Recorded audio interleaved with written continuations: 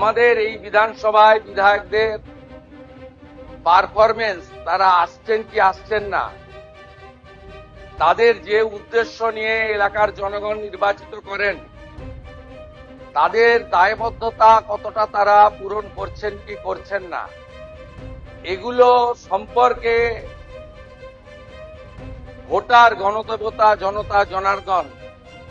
তারা সম্পূর্ণ অন্ধকারে থাকে। তাই আমি আশা করব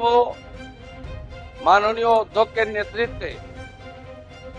এই ঐতিহাসিক বিধানসভা, যা 1947 সালের 20 জুন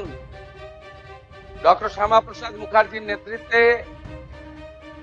ভারত ভুক্তির প্রস্তাব গৃহীত হয়েছিল 58-21 ভোটে, সেই বিধানসভায় জনগণের নজরদারিকেও সুনিশ্চিত করার ক্ষেত্রে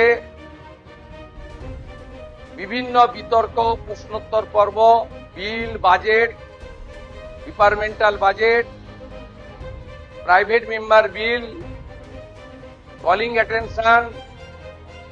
জিরো আওয়ার, মেনশন ইত্যাদি সবকিছুই যাতে লাইভ সম্প্রচারিত হয় তার ব্যবস্থা গ্রহণ করা।